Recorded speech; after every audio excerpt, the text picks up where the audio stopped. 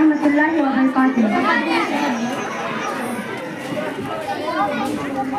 देश मेरा जल रहा है, आग लगी है सीने में, भूखमरा सब व्यस्त है खून गरीबों का पीने में। तो राम मंदिर या बाबरी का पक्ष नहीं मैं लाई हूँ, घायल भारत चीख रहा है, चीख सुनाने आई हूँ।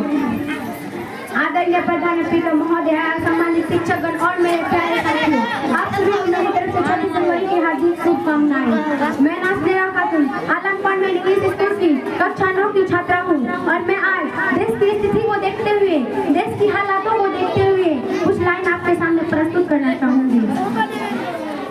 महोदय, दर्द हद से तब गुजरने लगती है जब मेरी आंखों के सामने ताज, पुलवामा, छत्तीसगढ़ में शहीद हुए जवानों के शरीर के टुकड़े, रेतों की टीलों से ऊपर जाती लाशों की ढेर और कश्मीर के खून से छिले लाल रंग की दृश्य सामने आते हैं। इस पर मेरे प्रतिपक्षी महोदय का कहना है कि मानव अधिकारों का पालन करते हुए देश से आतंकवाद और उग्रवाद को समाप्त किया जा सकता है। महोदय, अब तो हमारा तिरंगा झंडा भी हमसे यह पूछने लगा है कि क्या बात है भारत, आजकल मैं फैलाने से ज्यादा कफन में दफनाने के काम क्यों आ रहा हूँ।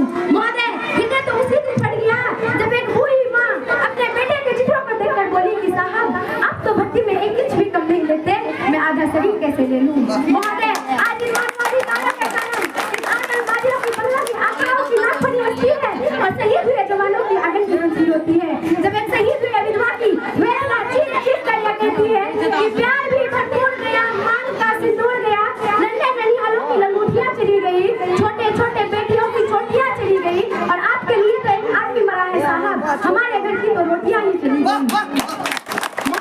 किसी भी युद्ध को जीतने के लिए पहल करना सबसे ज्यादा आवश्यक है, क्योंकि इतिहास गवाह है कि पहल करने से बड़े बड़े युद्धों के परिणाम बदल दिए गए हैं। और आज हमारे देश का एक जवान कुछ इस कदर बदले हुए हैं कि वो अपने ड्यूटी पर खड़े होकर भी आज पहल करने से डरते हैं। महोदय, क्योंकि भविष्य उनमें उन्हें कटघरे में खड़े होने का डर सताता है। वो ये जानते हैं कि एक उग्रवाद की राइफल से निकलने वाली गोली वो ये तय करना पड़े या ना पड़े कि वो किसे लगेगी, लेकिन एक जवान की राइफल से निकलने वाली गोली को ये निर्णय लेना पड़ता है कि चाहे वो किसी दोषी को लगे या ना लगे, परंतु किसी निर्दोष को नहीं लगनी चाहिए।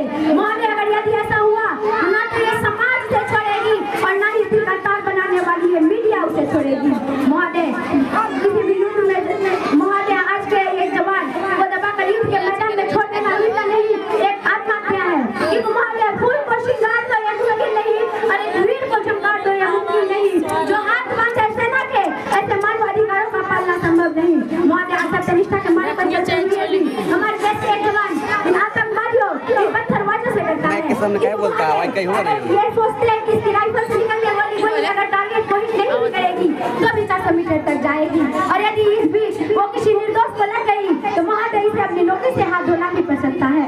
और महोदय, जवान आज ये सोचते हैं कि सांप मरे या ना मरे, किंतु लाठी नहीं टूटनी चाहिए। और आज हमारे देश का हालत कुछ ऐसा हो गया है कि हवाओं को चिरागों में उछाला जा रहा है, हवाओं पर भी रोक डाला जा रहा है। अरे यही तो बुनियाद है अंतरिक्ष रक्षा की, और इसे ही नौकरी से निकाला जा रहा है। महोदय, जब पुलवामा में 44 जवान शहीद हुए, छत्तीसगढ़ में 76 जवान शहीद हुए, तो कोई भी मानव अधिकार का दुहाई देने वाला जवान के पक्ष में आकर खड़ा नहीं हुआ। लेकिन जब जेएनयू विश्वविद्यालय में एक देशद्रोही द्वारा भारत तेरे टुकड़े होंगे अक्सर हम शर्मिंदा है जैसे देशद्रोही नारे लगे, तो सारे मानव अधिकारों का ज्ञाता आकर उसके पक्ष में खड़ा हो गया। तभी तो क्या कहा था उस देशद्रोही ने कि तुम एक अफसर को मारोगे, हर घर से अफसर निकलेगा। तो मैं भारत की बेटी अपनी भारतीय सेना की तरफ से ऐलान करती हूँ कि उस घर में घुसकर मारेंगे जिस घर से अफसर निकलेगा, कोक नहीं पलने देंगे जिस कोक से अफसर निकलेगा।